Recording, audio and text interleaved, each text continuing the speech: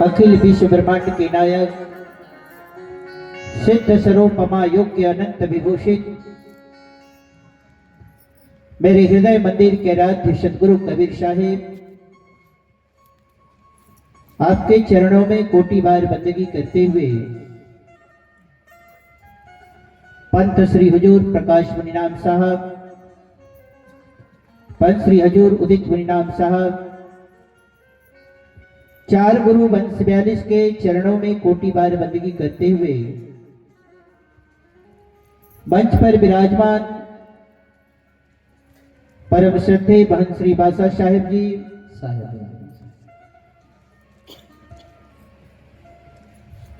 क्या नाम साहेब जी नाम भूल रहे, श्रद्धेय महंत श्री रेखदास जी साहेब, आदरणीय मेरे संगीत सहयोगी गण श्री घनश्याम साहेब जी, श्री रामाधार साहेब जी, श्री टेवन साहेब जी, उपस्थित सभी संत महापुरुषों, विद्वान मंडल, सदगुरु कबीर साहब के नेमी प्रेमी, जिज्ञासु, मुमुक्षु, पिपासु, भक्तंशजनों, भगवत भक्ति परायणा भक्तिमती स्नेह सलीला मूर्ति देवी स्वरूपा, मातृ स्वरूपा, शक्ति स्वरूपा, परम वंदनी सभी माताएं, बाहर से आए हुए सभी सम्मानीय अतिथिगण, इस कार्यक्रम के आयोजक मंडल के सभी सम्मानीय सदस्यगण, सर्वश्री हीरूदास जी साहेब, माता श्रीमती खेमबाई, श्री गणपत दास जी, श्री लीलादास जी, श्री देवधर दास जी, श्री लुमन दास जी, श्री बिहारी साहू जी, श्रीमती पुष्पलता देवी, श्री अशोक कुमार जी, श्रीमती अनसुईया देवी, श्री छनेन्द्र मास्टर साहब, श्रीमती ममता देवी, समस्त कीर्ति परिवार के सभी सदस्यों को, आप सभी को मेरी तरफ से सप्रेम सादर शाहे बंदगी साहे, शाहे बंदगी साहे, शाहे बंदगी साहे। परम सौभाग्य है ग्राम मुजगहन में सत्संग समारोह के द्वितीय दिवस के अवसर पर आप हम सभी का दिग्दर्शन हो रहा है, साथ ही साथ संत महापुरुषों के विचारों को सुनने का अवसर प्रदान हो रहा है।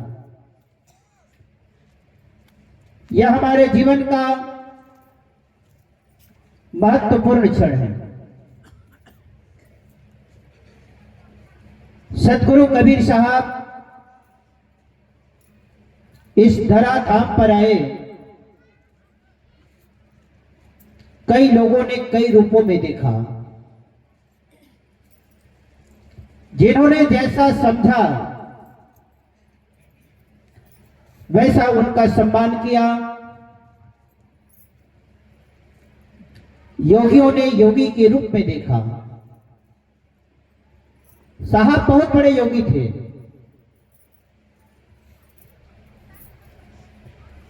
उस समय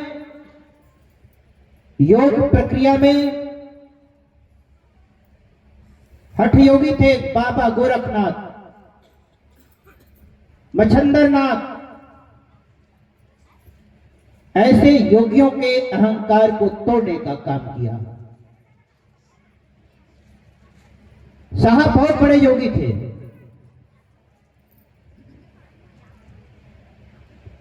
संतों ने संत के रूप में देखा। हमारे सदगुरु कबीर साहब संतों में संत सम्राट माने जाते हैं। कोई छोटा मोटा संत नहीं। जिस संत की वाणी रामायण में, महाभारत में, भागवत की कथाओं में, बड़े बड़े चैनल जब खोले जाते हैं, बड़े बड़े कथाकार जब कथा शुरुआत करते हैं तो आपको कबीर साहब की वाणी सुनने को जरूर मिलेगा। साहब की वाणी अकाट्य है, उसे कोई काट नहीं सका। आज तक किसी में काटने का कोई हिम्मत नहीं हुआ। कबीर साहब की वाणी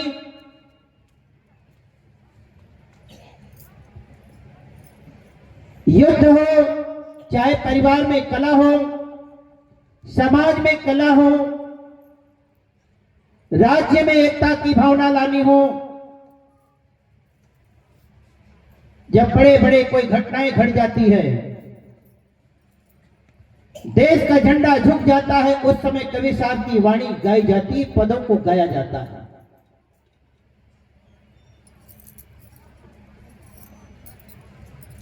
कुछ लोगों ने जो दार्शनिक थे, उन लोगों ने दार्शनिक के रूप में देखा। कबीर साहब बहुत बड़े दार्शनिक थे। कवियों ने कवि के रूप में देखा, भक्तों ने भक्त के रूप में देखा, और आप हमारे लिए तो सद्गुरु, महान ईश्वर भगवान के स्वरूप है। हमने उन्हें अपना इष्ट माना है। जिन जिन लोगों ने जैसा देखा, जिनकी नजरें जैसी दिखाई दिया, अब नजर तो आपकी है, आपको कैसे दिखाई दे रहा है?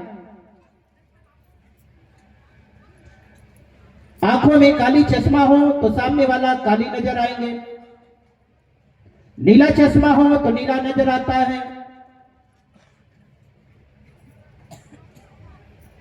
जो संत थे उन्हें अपने आराध्य के रूप में देखा।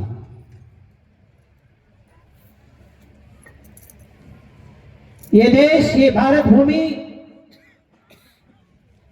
हमेशा संतों की देश रही है। यहां अनेक संत अवतरित हुए हैं। इस धराधाम पर अनेक संत इस धरती पर तुलसीदास जी हुए, सूरदास जी हुए, नरसिंह मेहता, जयदेव, नानक, बुद्ध, स्वामी महावीर, वल्लभाचार्य जी, अनेक संत इस धरती पे। रैदास भी आए, सूरदास जी भी आए। ये धरती गुरु घासीदास की धरती है। ये धरती सदगुरु कबीर साहब की भूमि है। आग लगी आकाश में, झरझर गिरे अंगार, संत न होते जगत में जर मरता संसार। ये संतों की ही देन है जो आज हम इस तरह से इकट्ठे होकर के बैठे हुए हैं। आपस में तालमेल की भावना बना करके बैठे हैं।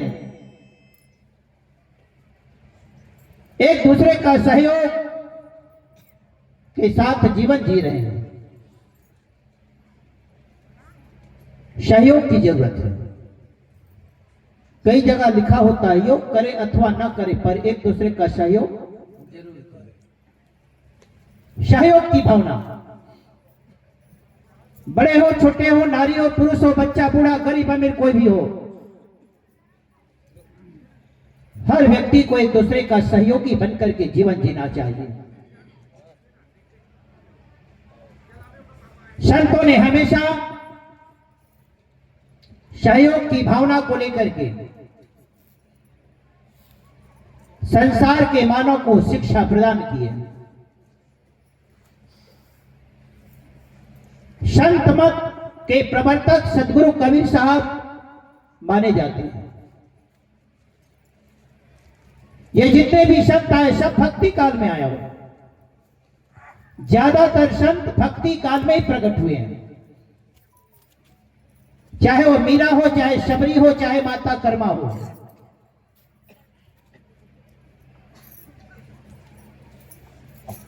मनुष्य जीवन को सचेत करने का कार्य, विवेकवान बनने का कार्य अगर किसी के द्वारा हमें प्रेरणा मिली है तो संतों के द्वारा ही मिली है। संत की ही कृपा है। जब कोई संत की कृपा हो जाए तो जीवन धन्य हो जाता है।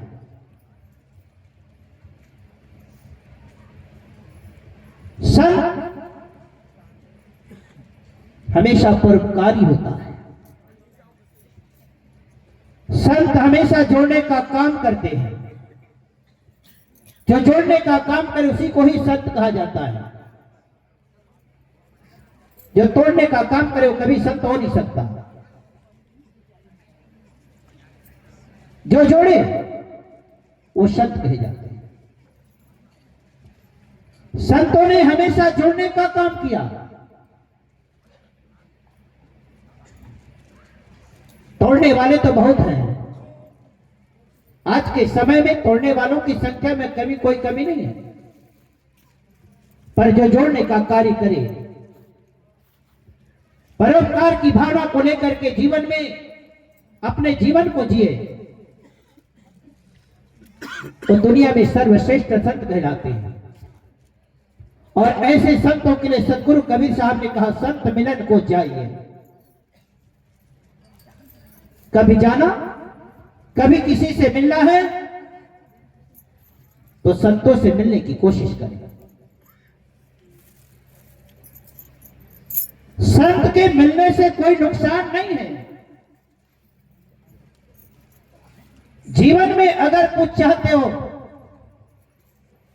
जीवन को अच्छा बनाना चाहते हो, तो संतों के सानिध्य को प्राप्त करने की कोशिश करें। संत मिलन को जाइए। हमेशा हमारा प्रयास होना चाहिए, जितनी देर, जितनी ज्यादा से ज्यादा हमारा जीवन संतों के सानिध्य में ही व्यतीत हो।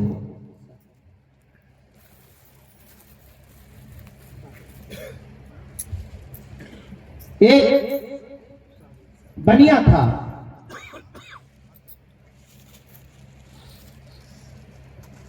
आप लोग बैठ जाएं, बाद में बंदगी के लिए समय दे देंगे थोड़ा सा संचालक महोदय, बाद में दे दीजिएगा।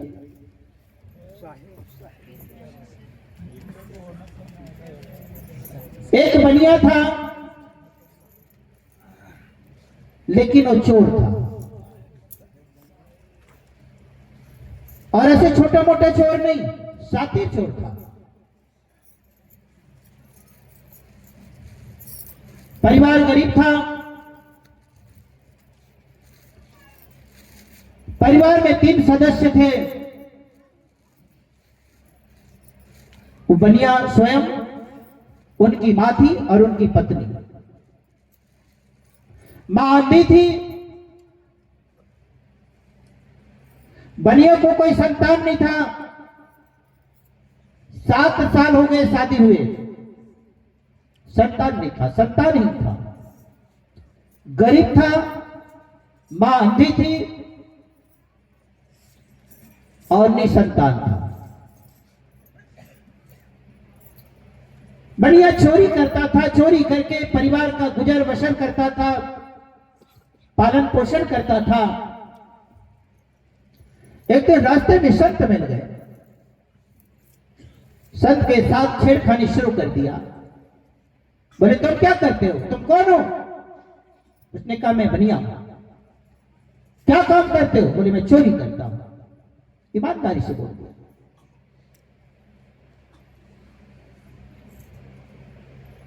साच बराबर तप नहीं।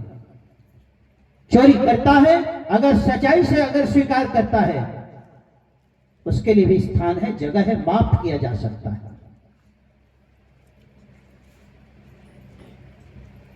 संत ने कहा चोरी करते हो? बोले हाँ करता हूं। बोले चोरी चपाटी छोड़, संतों की सेवा कर, दान किया कर, पुण्य किया कर, मंदिर जाया कर, पूजा कर, पाठ कर, व्रत कर, ध्यान लगा, ये चोरी छोड़ दे। कभी कभी संतों की बात कभी किसी को अच्छी लग जाती है। अब कई लोग तो हैं वो देखते रहते हैं कि नहीं अभी उम्र बहुत लंबी है, देखा जाएगा, सोचा जाएगा बाद में।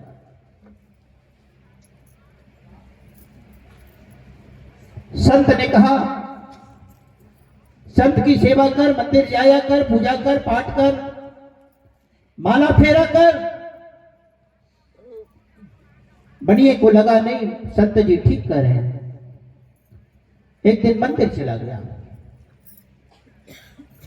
शिव जी का मंदिर, साहब करते ना, कबीरपंथी लोग भी क्या करते हैं, शिव जी की पूजा करते हैं। मैं तो कहता हूं आप कुछ भी करो, लेकिन एक बात को ध्यान में रखना, जिसकी मर्जी पूजा करो आप, मैं मना नहीं करता, लेकिन एक बात जरूर ध्यान में रखना, मंदिर पूजा रोज करो, तीरथ करो 1000, माता पिता की सेवा नहीं तो सब कुछ है बेकार।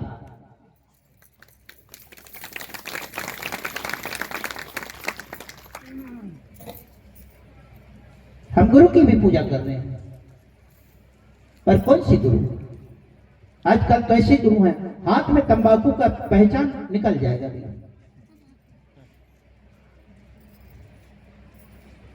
हम शिष्यों को उपदेश करते हैं, हम दूसरों को सुधारने की कोशिश करते हैं, कभी अपने आप को भी हम देखें, हम अपने आप को भी देखें, सुधार। साहब ने कहा बुरा जो देखन मैं चला, बुरा न मिलिया कोई, जो दिन ढूंढा अपना तो गुस्सा बुरा न कोई। हर आदमी दूसरे की बुराई ढूंढने में लगा है। आज का समय ऐसा है, हर व्यक्ति दूसरे की बुराई ही ढूंढ रहा है, स्वयं की बुराई कोई नहीं ढूंढ रहा है।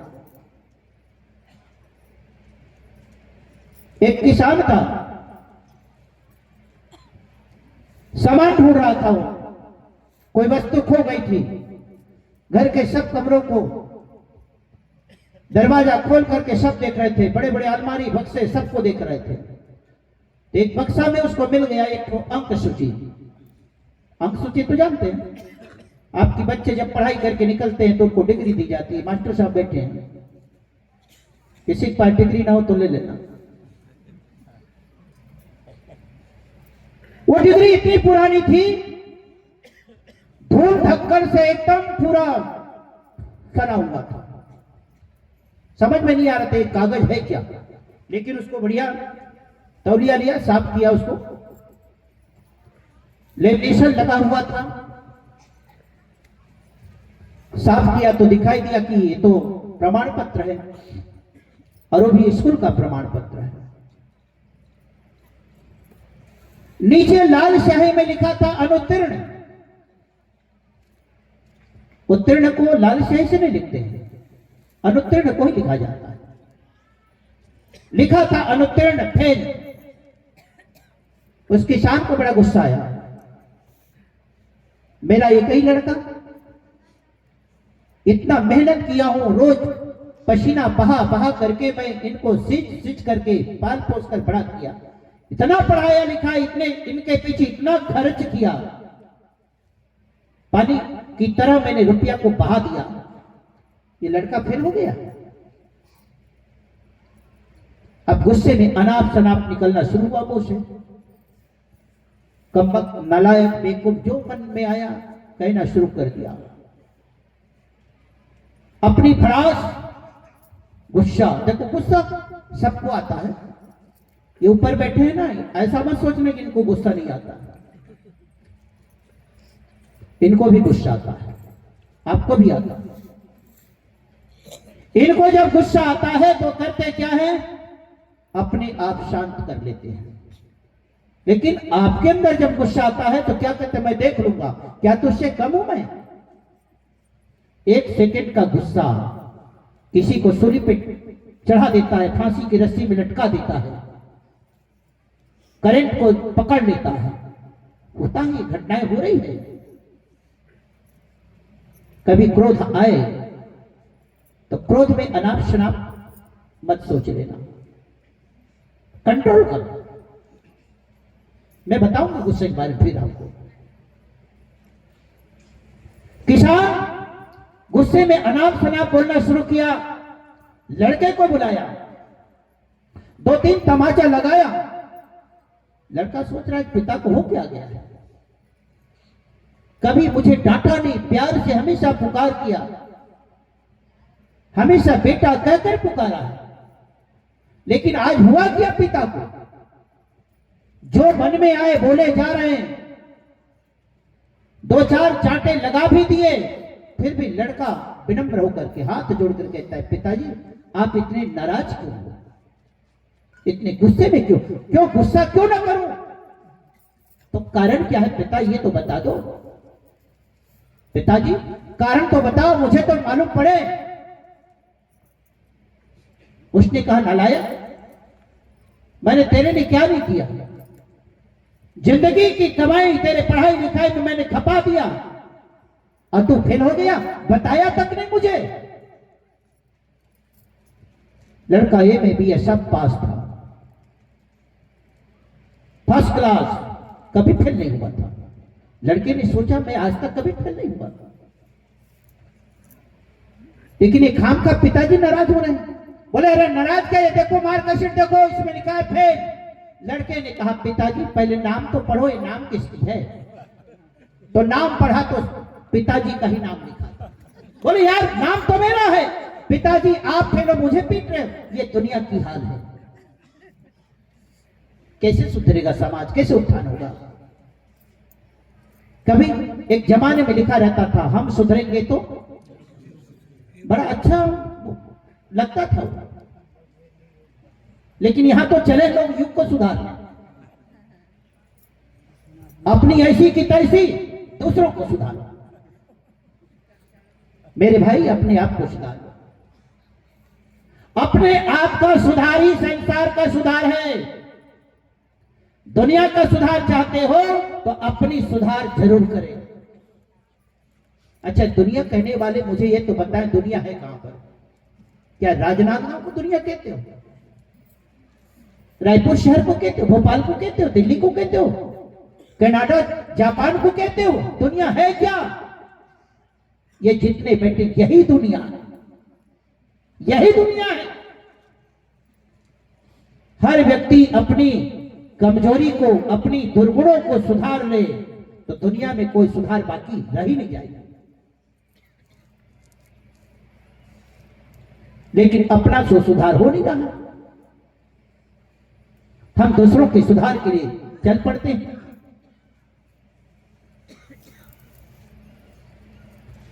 संत जी, मैं क्या कह रहा था? मैं बोलूंगा, मैं क्या बोल रहा था? मुझे मालूम है, लेकिन मैं चाहता हूं कि आपको वो ध्यान है कि नहीं।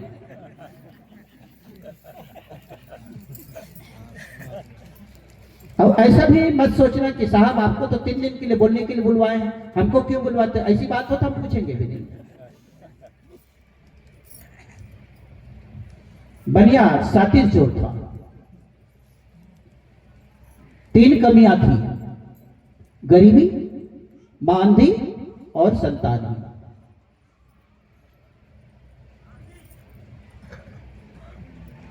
संत ने कहा मंदिर जाया कर, पूजा कर, माला जाप कर, संत की सेवा कर, कुछ दान पुण्य भी किया कर। लगा संत ने जो कहा बिल्कुल सही, संतन की वाणी सुने प्रेम सहित जो कोई। वाणी सुनना चाहिए लेकिन उसमें प्रेम होना चाहिए। इधर से सुने उधर से गए तो फिर कोई मतलब नहीं। संतन की वाणी सुने प्रेम सहित जो कोई, सब गंगा तीर्थ फल बिन स्नान नहीं हो। सारे तीर्थों का फल बिना स्नान किए प्राप्त होता है। कब? जब संतों की वाणी को हम ध्यान से, श्रवण से, लगन से सुनते हैं। मंदिर गया, पूजा पाठ किया, तो क्या ऊपर वाले की कृपा मर्जी थी? शिव जी प्रकट हो गए। शिव जी प्रकट हो गए, डमरू बजाने लगे, डम डम डम डम डमरू। और उनका जो नाच तो जानते ही हो।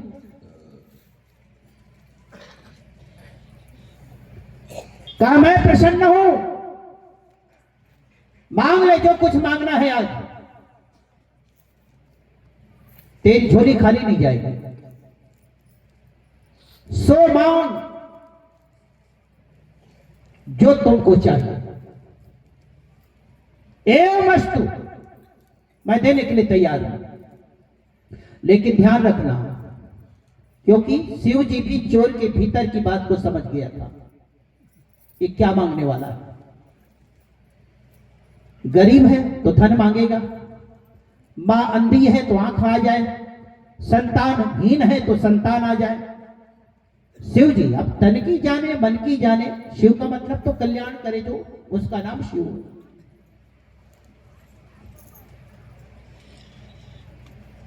तन की जाने मन की जाने, जाने चित्त की चोरी, उनसे क्या छिपा है जिनके हाथ में है डोरी। सबकी डोरी को लेकर बैठा है ना। उसने कहा वरदान मांग, लेकिन ध्यान रखना एक ही वरदान मांगना, एक ही वरदान मिलेगा तुम्हें, सोच समझ कर मांगना। बिनु सत्संग विवेक न हो, बिनु सत्संग विवेक न हो, संग विवेक न हो।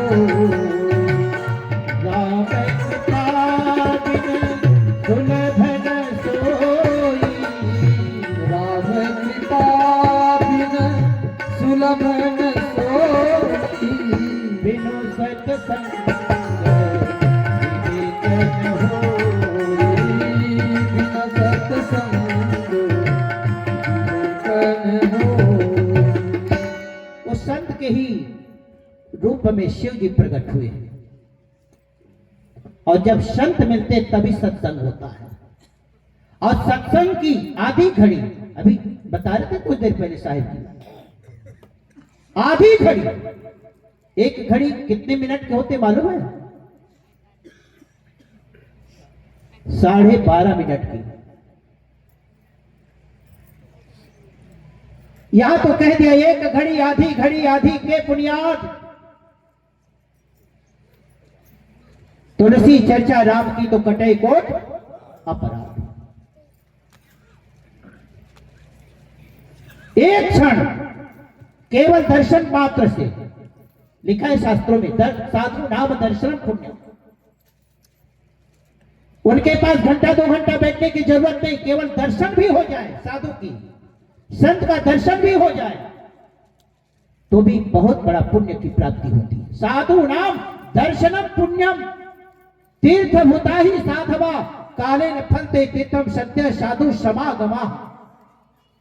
साधु नाम दर्शनम, केवल दर्शन हुआ है। उसने कहा मांग ले जो मांगना है। अब परमात्मा है, किसी भी रूप में आप प्रकट हो सकते हैं, कोई जरूरी नहीं है कि भगवान कबीर साहब कबीर के रूप, क्योंकि हमने मान बैठा है कबीर साहब को देखा है, सेरी लगा है, टोपी लगा है, दाढ़ी है, सफेद दाढ़ी है, सफेद वस्त्र है, मुद्रासन में बैठे हैं, एक हाथ में कमंडल है, दूसरे हाथ में वो क्या कहते आशावाड़ी है। आएंगे तो हमको समझ में आएगी कि कबीर साहब प्रकट हुए। अब तो हम लोग तो यही मान बैठे ना। एक तरफ हम करें ना जाने किस भेष में नारायण मिल जाए, एक तरफ करें कभी भी किसी भेष में वो प्रकट हो सकते हैं। उसका एक नहीं अनेक रूप है, अनेक रूपों में। अब वहां शिव जी के रूप में प्रकट हो गए, कहा वरदान मांग, लेकिन सोच समझ कर मांगना, वो भी एक ही वरदान मांगना। तो था बनिया, बनिया बड़ा चालाक होता है, चतुर होता है, ये भी बात ध्यान रखना। कभी घाटे का सौदा नहीं करता बनिया। आपके गांव में होगा बनिया तो ध्यान रखना, आपको मालूम होगा। बनिया कभी घाटे का सौदा नहीं करता, जब भी सौदा करेगा तो फायदा का ही करेगा। तो चोर ने क्या मांगा मालूम है? एक वरदान लेना है। बनिया भी समझ गया, चालाक है, चतुर है। बनिया ने कहा प्रभु सचमुच आप प्रसन्न हो? बोले हाँ प्रसन्न हूं। वरदान देना चाहते हो? बोले हाँ देना चाहता हूं, पर एक ही वरदान। ठीक है, मैं भी एक ही वरदान मांगता हूं। उसने क्या मांगा? मेरी मां चांदी के थाली में भोजन करते हुए अपने पोता को खिलावे। दीवारों पे लिखा रहता है देश के सच्चे नागरिक बनिए। लिखा रहता है कि देश के सच्चे नागरिक बनिए।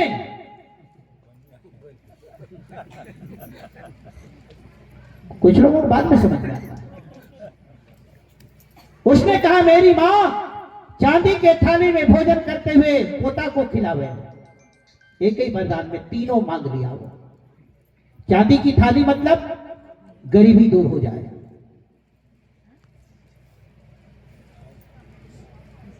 चांदी की थाली में भोजन करते हुए पोता को खिलावे मतलब आंख में रोशनी आ जाए।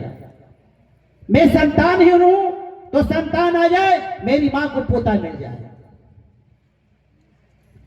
संत के मिलने से जीवन में कभी घाटा नहीं होता, नुकसान नहीं होता।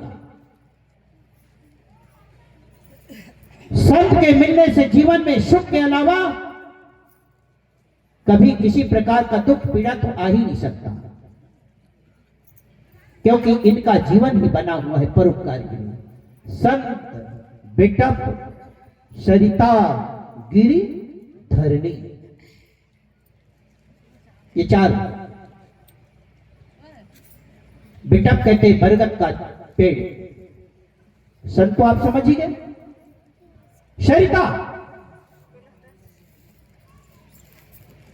जिसमें जल भरा हो, गिरी पर्वत, धरणी धरती, ये सब बना ही परोपकार के लिए। वैसे भी दुनिया में जितने भी चीजें हैं, मैं तो कहता हूं सब परोपकार के लिए बना है। ये फूल भी दूसरों के लिए बने। क्या ये फूल भी अपने लिए नहीं है? पेड़ में फल लगते हैं तो फल पेड़ के लिए नहीं होता। सरिता जल से लबालब भरा हुआ है, वह जल सरिता के लिए नहीं होता। बरगद का छाया स्वयं बरगद के लिए नहीं होता। यहां तक क्या बताऊं मैं, कभी नींबू को नींबू चूसते हुए देखा है आपने? वो भी परोपकार है। लेकिन इसका उपयोग करना आ जाए तब। उपयोग करना कब आएगा? जब हमें विवेक उत्पन्न होगा। विवेक कब उत्पन्न होगा? जब हम सत्संग करेंगे। सत्संग कब होगा? जब संतों के सानिध्य में जाएंगे।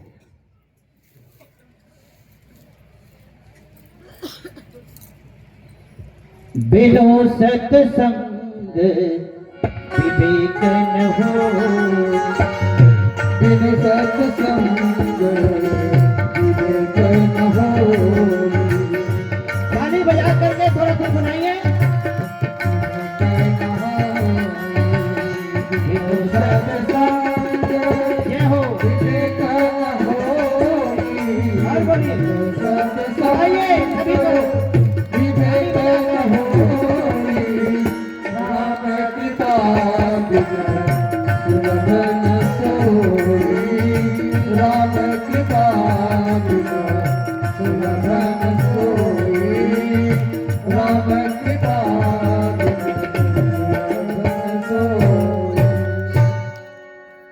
हमारे फेरू साहब जी आज कह रहे थे, साहब अब मैं उस बात को कहना नहीं चाहूंगा, मैं आपको एक ही सलाह दूंगा बस, दुनिया में हर व्यक्ति को संतुष्ट नहीं कर सकता, और दुनिया के पीछे आप पड़ना भी मत। आप अच्छे कार्य कर रहे हैं तो आप लगे रहिए, लगे रहो दरबार में, धक्का धनी का खाओ, एक दिन ऐसा आएगा आप धनी हो जाओ। बीच में कीर्तन नहीं होना चाहिए, कुछ लोग कहना है, कुछ लोग कहना नहीं कीर्तन होना चाहिए, तो हम जाएं किधर?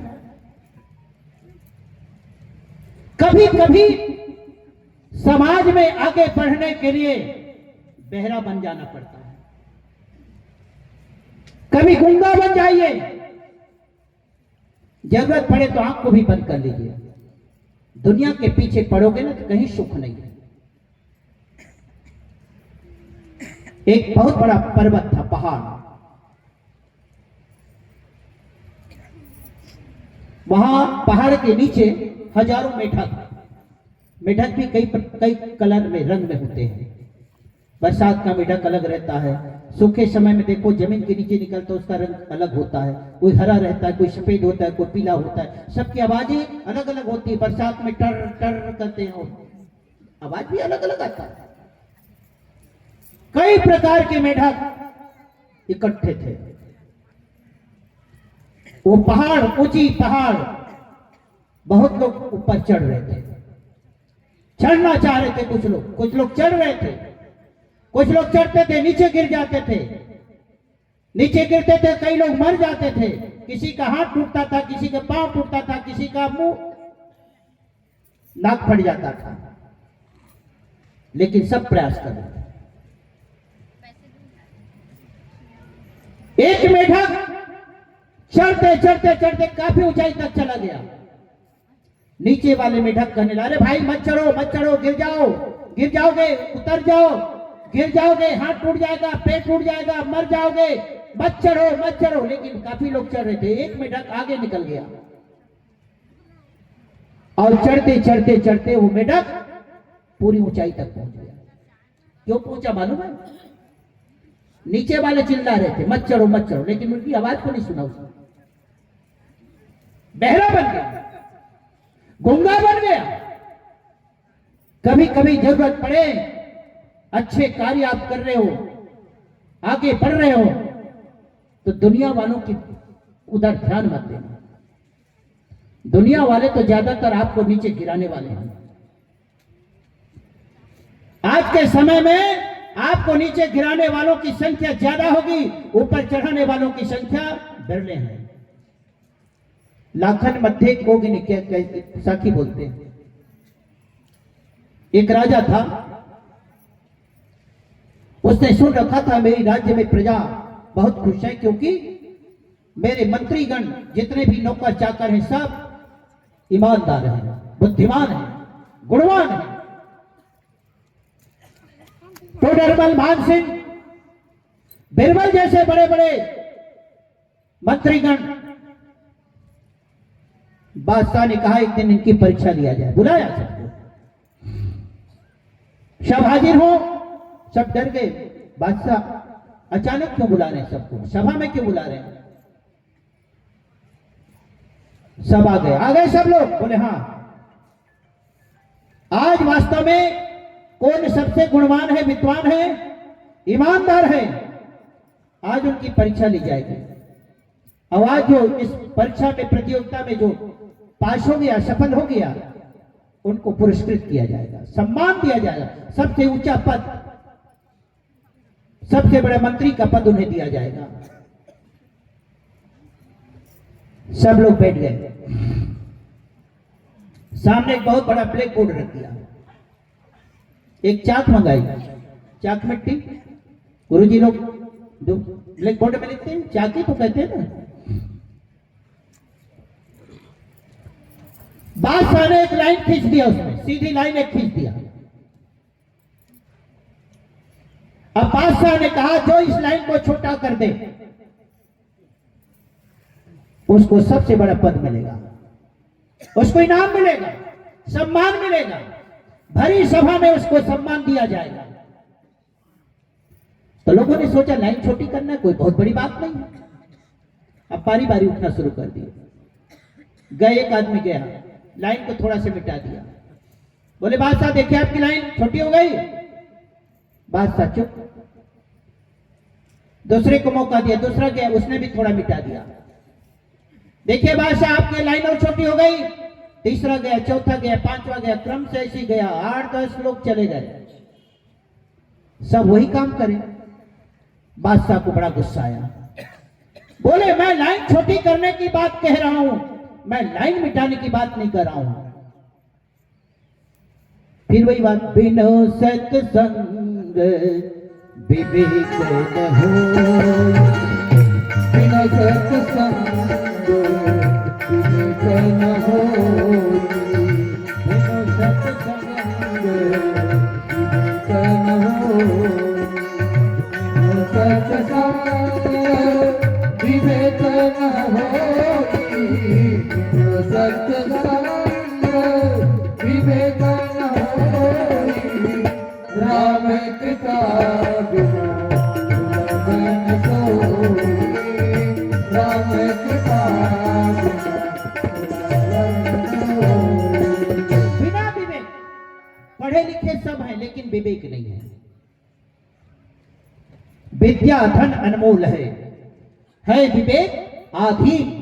बिना विवेक मारे गए वे जंगल के 3। कौन कौन मालूम है? जमाने की बात, कोई बनारस हरिद्वार में पढ़ाई करे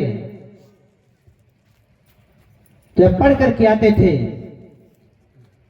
उनको सम्मान मिलता था। आज भी कोई अभी आ जाए यहां पर, कोई बनारस से आए, कहे हरिद्वार से आए, तो आप सम्मान देने के लिए उठ खड़े होंगे। आइए आइए, अरे बनारस से आ रहे। 4 विद्यार्थी पढ़ने गए, जैसे हम लोग गए थे। वो तब की बात है जब पैदल यात्रा करते थे, गाड़ी मोटर रेल सेवाएं सब कुछ नहीं थी।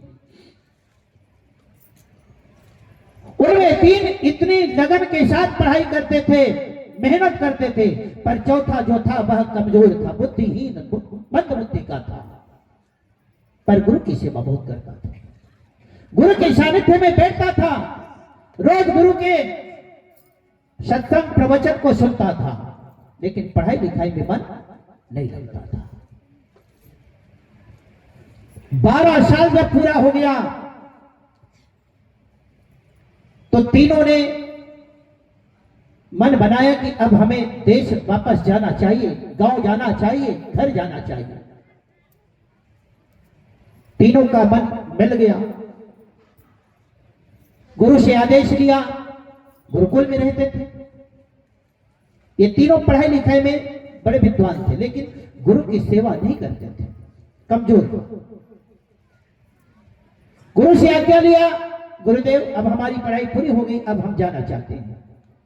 चौथा गुरु के सानिध्य बैठा था, उसके मन में दुख आया, अरे ये लोग सचमुच में पढ़ लिख करके योग्य हो गए, विद्वान हो गए, ये लोग जाएंगे तो गांव में सम्मान मिलेगा, मैं तो पढ़ा लिखा नहीं, मुझे कुछ जानकारी नहीं हुई है, मैं क्या करूंगा, मैं क्या मुंह दिखाऊंगा, कैसे करूंगा।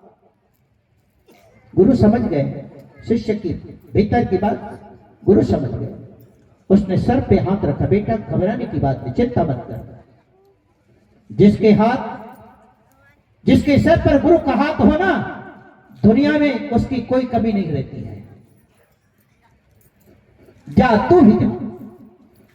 अब चले चारों, चलते चलते चलते पैदल यात्रा, चलते चलते चलते पहुंच गए एक जंगल में। उस जंगल में हड्डियां बिखरी पड़ी थी। तो एक ने कहा, यार देखो हम लोग इतना पढ़े लिखे हैं, हम अपने विद्या का यहां थोड़ा प्रयोग करते हैं, ये हड्डी है किसकी? मैं मंत्र पढ़ता हूं, मंत्र में बड़ी शक्ति है। उसने मंत्र पढ़ा तो हड्डियां सब इकट्ठे हो गई और ढांचा जैसा था वैसा तैयार हो गया। अब किसका ढांचा था? वो शेर की हड्डी थी। शेर का ढांचा तैयार हो गया। दूसरा कहता, यार तो सफल हो गया। अब मैं अपनी विद्या को देखता हूं। तो उसने अपनी विद्या का प्रयोग किया तो उसमें मांस, मज्जा, नस, नाड़ियां, ये खून वगैरह सब बहने लगा। तीसरे ने कहा तू भी पास हो गया, अब मैं देखता हूं, इसमें आत्मा का प्रवेश कराऊंगा मैं। क्या कहता है? अब ये मेरा काम है, अब मैं आत्मा का प्रयोग कराता हूं, उसके भीतर में जीव को प्रवेश कराता हूं। तो चौथा जो पढ़ा लिखा नहीं था वो क्या कहता है? रुको भैया, रुको रुको, थोड़ा सा रुको। अगल बगल देखा, एक वही 10-12 फीट का पेड़ था, बड़ा ऊंचा पेड़। थोड़ा रुक जाओ भैया, मुझे इस पेड़ पर चढ़ने दो। पढ़ा लिखा नहीं था, गुरु की सेवा किया था, गुरु के सानिध्य को प्राप्त किया था, गुरु के बताए आदेश उपदेश का सहर्ष पालन करता था। उसने कहा मुझे पेड़ पर चढ़ने दो। पेड़ पर चढ़ गया। अब कहता है तू अपनी विद्या का प्रयोग कर। तो तीसरा व्यक्ति ने विद्या का प्रयोग किया, आत्मा को प्रवेश करा दिया। तो शेर तैयार हो, जो दहाड़ा, इतना दहाड़ लगाया तो तीनों तो सुखुगा गए, डर गए। अब डरा क्या? शेर कभी अपने बाप को भी नहीं सोचना कि मेरा बाप है। झपाटा मारा, एक एक करके तीनों को खा गया। इसीलिए कहा विद्या धन अनमोल है विवेक आधी, बिना विवेक मारे गए वे जंगल के। विवेक चाहिए। इससे पहले क्या कह रहा था? गई बात गणपत के पास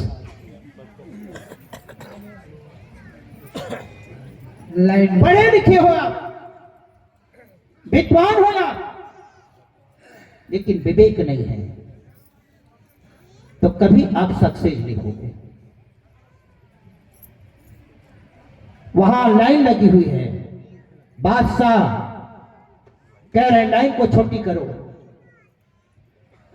क्रम से जा रहे, 5 लोग 7 लोग चले गए, पर जो जाए वो लाइन को मिटा दे। हुजूर आपका लाइन छोटी हो गई। बोले क्या यार तुम लोग यही काम करोगे? मैं तो सोचा था बुद्धिमान हो। लगता है मेरे राज्य में कोई बुद्धिमान नहीं है, कोई प्रशंसा पात्र योग्य नहीं है। इतने में बिरबल खड़ा हो गया। बिरबल खड़ा हो गया, बोले बादशाह अब क्या बात करते हो, मुझे मौका दीजिए, मैं जाता हूं, आपकी लाइन छोटी करके बताऊंगा। बिरबल गया, चाक मिट्टी उठाया, जो लाइन खींची थी उसके ऊपर एक बड़ी लाइन खींच दिया। बोले बादशाह देखिए आपकी लाइन छोटी हो गई, शाबाश। ये तरीका, ये बुद्धिमान है। किसी को मिटाकर तुम आगे बढ़ रहे हो, ये बेवकूफी है। आज तो वही चल रहा है ना, हम दूसरे को ऐसी तैसी करें, अपना काम बने, दूसरे के मेड़ को छेद करके पानी अपने खेत में ले जाए, दूसरे का खेत सूखा, हमको करना क्या? जाओ, ये कौन सी बुद्धिमानी मेरी भाई? कृषि निरावही, चतुर किसान किसको कहते हैं? आप लोग भी किसान हैं। खेत को जो जोत जोत करके मिट्टी को मुलायम कर दे, कंकड़ पत्थर को फेंक दे, घास पतवार को उखाड़ कर फेंक दे, शुद्ध बीज का रोपण करे, उसको चतुर किसान कहते हैं। कोई किसान ऐसा क्या जो बीज के साथ में कंकड़ पत्थर को डाल दे, बीज के साथ में खरपतवार को डाल दे? चतुर व्यक्ति वही है जो विवेकपूर्ण कार्य करता है। संत ऐसे नहीं होते। संत का सानिध्य हो जाए तो जीवन में परिवर्तन आ जाता है, जीवन धन्य हो जाता है। इसीलिए हमारे सद्गुरु कहते हैं कीजिए नित्य सत्संग।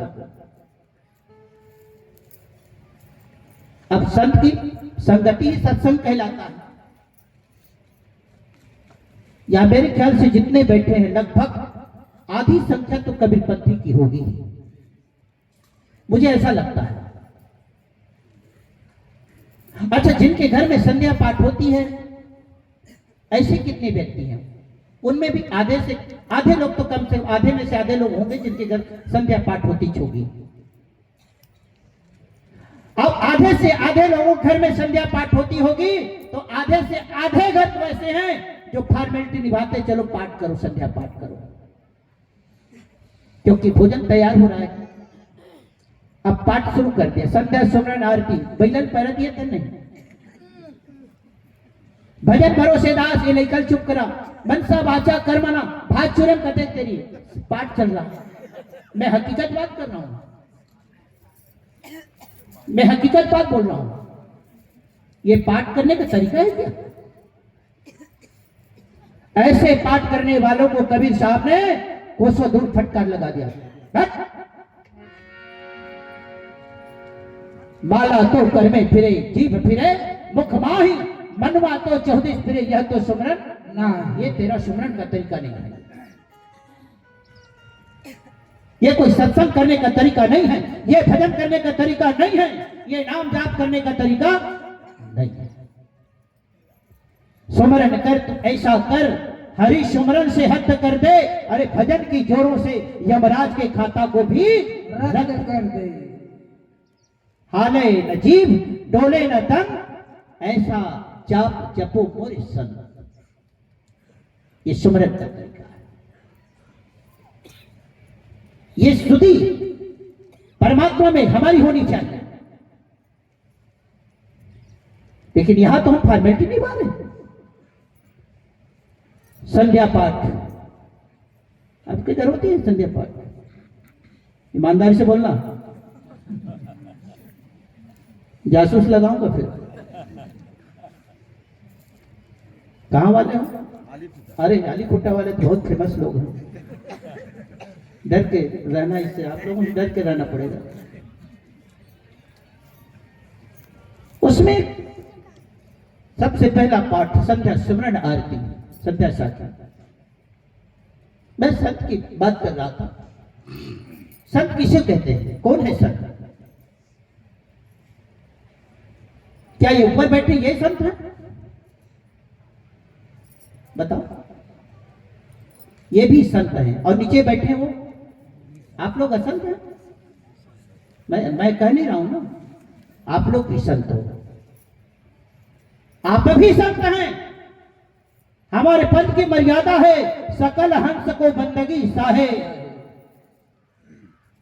आप संत नहीं होते तो ऐसा हम लोग बोलते ही नहीं, हम तो सबको संत मान के चल रहे हैं। ये अलग बात है, आपने हमको ऊपर बिठाया है, ऊपर बिठाया है, आपकी महानता है, और आप नीचे बैठ करके आप कथा श्रवण कर रहे हैं। आजकल तो ये व्यास गादी भी ठेके पे चलता है, ठेके पे चलता है ना। हमारे कबीर पंथ में ऐसा नहीं है, लेकिन भागवत करानी हो ना तो सबसे पहले पंडित जी को तलाशना है, तो आपको 3 लाख वाला चाहिए कि 5 लाख वाला चाहिए? देखो मैं सुनी सुनाई बात नहीं करता।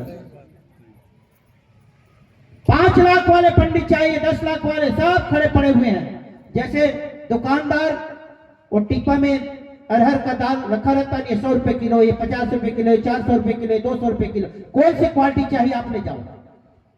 ऐसे पंडितों की लाइन लगी है, कौन सी क्वालिटी का चाहिए? 2 लाख वाला, 1 लाख वाला, 5 लाख वाला। आपने खरीद लिया 5 लाख, 5 लाख वाले पंडित को खरीद लिया, व्यास गद्दी को खरीद लिया आपने, 5 लाख दे दिया आपने।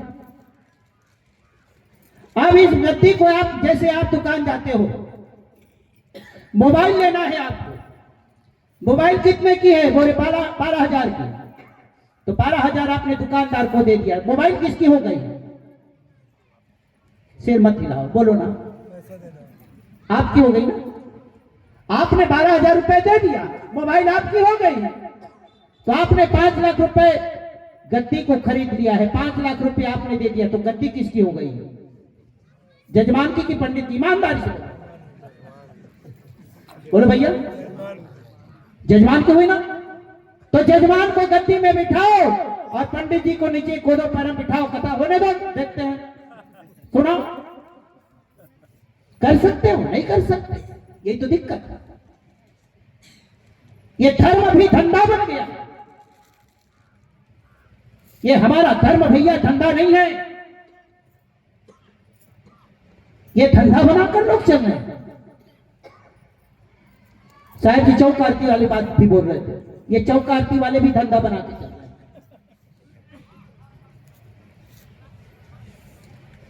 गुरु न चाहे रुपया पैसा, तेकर पाछू महिला हो चाहे पैसा, और कोई धोती चाहिए, एक नारियल मिल गया, 100 200 500 रुपया 1000 रुपया चढ़ गया, बस क्या करना मुझे। न चेला पूछता है कुछ, न गुरु पूछता है कुछ चेला को। ऐसे ऐसे भी लोग हैं। अब जाका गुरु है आंधरा, चेला कहा कराए, हमने अंधा ठे लिया तो दोनों खूब पलाए, दोनों जाके गड्ढे में गिर रहे। गुरु भी कह रहे चौका हो गया, क्या करना, आज का गुजर बसर हमारा चल गया, रोजी रोटी चल गई। चेला भी कह रहा मेरे घर में झांझ बच गया, बिगुल बच गई, अब मुझे करने क्या, चौका तो हो गया। गए तो सब कबीर बंदी छोड़, और घर से चौका करके निकले तो खा रहे तरीम चिंदी ऊपर में छोड़। ऐसे चेला से, ऐसे गुरु से कल्याण संभव क्या? दिखता है कहीं गुंजाइश है कुछ? आपने गद्दी को खरीदा है तो गद्दी तो आपकी हो गई ना। ये हमारा कबीर पंथ खिलवाड़ पंथ नहीं, मेरे भाई ध्यान रखना। और मैं तो अंत में यही बात कह के जाता हूं, मेरी बात अच्छा लगे दोबारा बुलाना, नहीं मत बुलाना। मैं कभी नहीं कहूंगा मुझे क्यों नहीं बुलाते। मैं चिकनी चुपड़ी बातें करने यहां नहीं आया हूं। चिकनी चुपड़ी बातें करने से तो आदमी तो चिकनी चुपड़ी बातें करते करते कई जन्म बिता दिया। जीव को जगाना है तो चिकनी चुपड़ी बातें बिल्कुल बर्दाश्त नहीं। अगर जीव को सुलाना है तो चिकनी चुपड़ी बातें लगाओ, करते रहो करते रहो। तुम्हारा बच्चा सो नहीं रहा है, तुमको भोजन बनाने में परेशानी हो रही, घर का काम करने नहीं दे रही है, तो उस बच्ची को क्या करो, गोद में लो, लोरियां सुनाओ, मीठी मीठी थपकियां लगाओ, बच्ची सो जाएगी। लेकिन वही जब बच्ची को उठाना है तो लोरियां काम नहीं आएगी, ताड़ना दो उसको, फटकार लगाओ, अरे उठ कितना सोएगा। होमवर्क का समय है, पढ़ने का समय है, खाने का समय है, सोता रहेगा, लगाओ उसको फटकार। अनंत जन्मों से जीव सोते सोते चला रहा है, क्योंकि इसको मीठी मीठी लोरियां सुनने की आदत है। जीव को जगाना है तो फटकार लगाइए। इसलिए गुरु को कभी धोबी बनना पड़ता है, कभी कुम्हार बनना पड़ता है। गुरु धोबी शिष्य कापड़ा, साबुन सृजनहार, अरे सूरज शिला पर धोइए तो निक्षय ज्योति। गुरु कुम्हार शिष्य कुंभ है, गड़गड़ काढ़े को अंदर हाथ सहार दे बाहर मारे चोट। ऐसा नहीं कि गुरु ताड़ना दे रहे हैं तो आपको ऐसा नहीं कि दुत्कार रहे, फटकार रहे, अपने से अलग कर रहे हैं, कभी नहीं चाहते। गुरु सच्चा शिष्य होगा ना तो कभी शिष्य को अपने से अलग होने नहीं देगा, सुधार की बात करेगा, उनकी कमियों को दूर करने की बात करेगा। और वही गुरु है, सचमुच वही गुरु है। ये धंधा नहीं है हमारा। भागवत कथा चल रही है, शुरू हो गया। तीसरे दिन वो गाय चराना है। महाराज ने कहा जजमान को कल गाय की कथा होगी तो चांदी का बच्चा चढ़ाना पड़ेगा। है? चांदी की बच्चा की जरूरत पड़ती है। क्यों भैया चांदी के बच्चे की जरूरत क्यों पड़ रही है? गाय का महत्व है भागवत में, श्रीमद् भागवत कथा में गाय का महत्व है। लेकिन कौन सी गाय? जिस गाय के गोबर से गौर गणपति बनता है, उस गाय की महत्व है।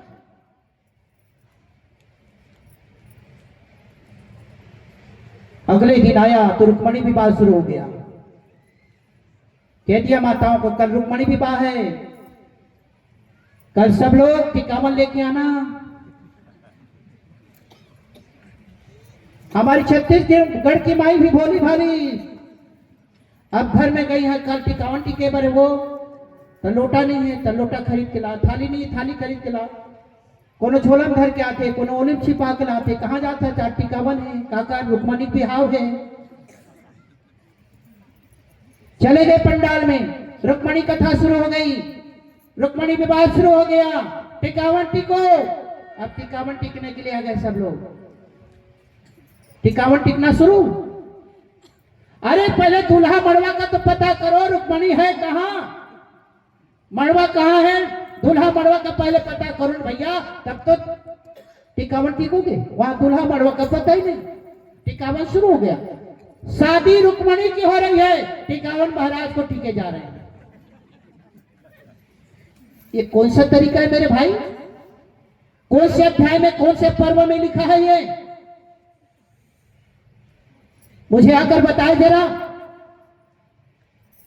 अच्छा चलो मान लिया, शादी रुक्मणी की हो रही, टिकावन महाराज को दे दिया।